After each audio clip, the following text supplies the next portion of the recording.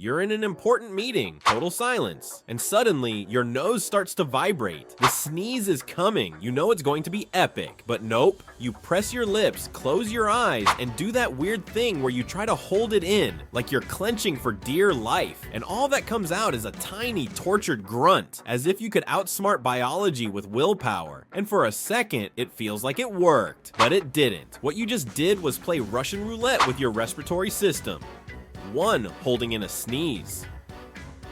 This isn't an exaggeration. When you suppress a sneeze, you're holding back air that's trying to escape at over 100 miles per hour. That violent pressure, which should have exploded outward like a nasal fireworks show, gets redirected inward into your eyes, your ears, your throat. There are actual medical reports of burst eardrums, ruptured blood vessels, even trachea fractures. Yes, a fractured trachea, just because you didn't want to sound like a congested Pikachu in public, and all because we've been taught that sneezing is rude, awkward, or just bad timing. But your body doesn't speak etiquette. It speaks emergency mode. Sneezing is literally your body's emergency cleaning system, a desperate attempt to eject something that shouldn't be there. It's like your body yelling, "Contamination detected, emergency expulsion required," and you calmly whisper back, "Shh, not now." Welcome to the era where the fear of being awkward is stronger than the instinct to stay alive. 2. Always sleeping on the same side. Now picture this. It's you in the year 2045. You're 50, still sleeping on the same side of the bed in the same exact position with the same worn out pillow. And one day you look in the mirror and something's off.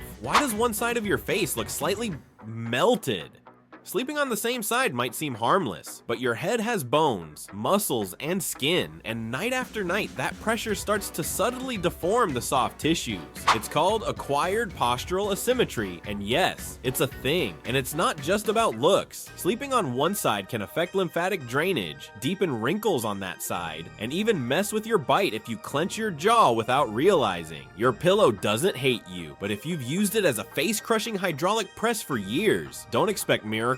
Good sleep isn't just about 8 hours. It's about switching positions like you're dodging imaginary crocodiles in your dreams. Your face will thank you. 3. Avoiding tears because you don't want to look weak. This one's the quietest, the most cultural, the most ignored. Since we were kids, we were told, don't cry, as if it were some kind of design flaw. Hold it in. Don't be weak. But here's the truth. Crying is a physiological response for emotional overload. It's like opening a pressure valve when your system starts to overheat. Your tears literally contain stress hormones like prolactin and ACTH. Ever heard the phrase, let it all out? Yeah, your body actually does that through your eyes. And when you don't cry, it's not because you're strong. It's because your body is storing that stress. Cortisol keeps flooding your bloodstream. Your immune system weakens. And worst of all, you become a pressure cooker with a forced smile. You look fine at the office, but inside, you're breaking down like a yogurt that's been left out for days. Don't want to cry in front of people? Totally valid, but don't tell your body it's not allowed to cry, because it knows exactly when it's had enough. If this emotional deep dive into your most self-destructive harmless habits is hitting too close to home,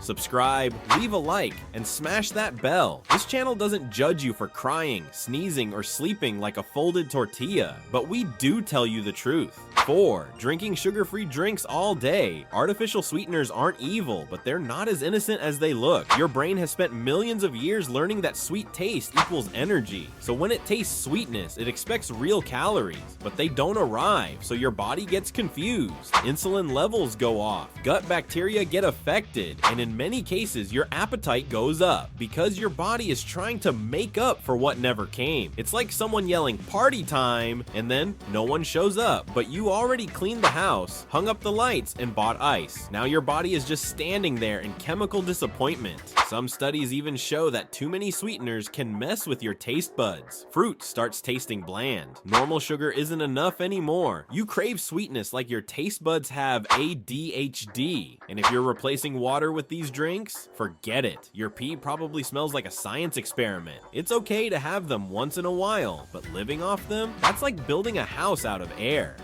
5. Cracking your fingers. Crack, crack, crack. Ah yes, that sweet little explosion between your finger joints. That mini joint fiesta some of us throw 400 times a day. And yeah, science says it doesn't cause arthritis.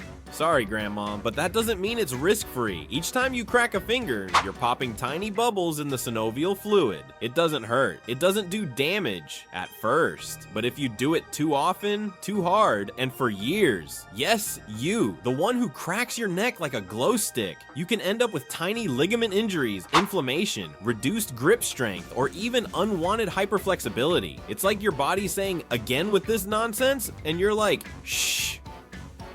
It sounds nice, but your ligaments, they don't agree, and the day you can't open a jar, you'll realize that crack was more of a warning than a reward. 6. Wearing headphones all day. Raise your hand if you're wearing headphones right now. Exactly. We live plugged into our ears. Podcasts, music, videos, slime, ASMR, whatever. But here's the thing. Your ear canal wasn't designed to be sealed all day. It needs airflow. It needs silence. It needs you to stop shoving plastic into it like it's a human USB port. Wearing headphones for too long can cause a buildup of bacteria, internal moisture, irritation, dermatitis, and in extreme cases, early hearing loss. And let's not even talk about the volume. If your music is so loud your eardrum is basically at an underground rave, congrats. You're signing a loan to be paid off with your hearing by age 40. No refunds. Plus, living with headphones on 24/7 is like turning on permanent subtitles. You disconnect from your environment, lose spatial awareness, and forget that silence is also a kind of information. The solution? Actual audio breaks. Really, your ears don't need a non-stop soundtrack. Sometimes airplane mode applies to your head too. 7. Saying yes to everything to avoid conflict. This one doesn't sound like a physical problem, but it is. Because your body doesn't just digest food, it digests decisions. And when you say yes while your entire nervous system is screaming no, your body interprets it as an invasion, an emotional hijacking. Cortisol spikes, that's your stress hormone. Your immune system gets confused, muscles tense up, and your body activates defense mode as if you were facing a tiger. Even though all you're facing is a WhatsApp message that says, hey, can you do me a favor? Your nervous system doesn't know the difference between real danger and emotional discomfort. It just senses social threat. And the worst part, every time you give in, your brain learns that you don't have the right to upset others, that disappearing emotionally is the best way to be liked. Do that daily, and you're not just hurting your self-esteem, you're literally making yourself sick, because the body starts expressing, through symptoms, everything your voice didn't say. Chronic fatigue, insomnia, stomach issues, tight muscles, and that feeling of I can't anymore even when everything seems fine. Learning to say no, even if it terrifies you, is pure medicine. And if it helps, remember this. Every time you say yes just to avoid making someone uncomfortable, you're abandoning yourself, and you matter too.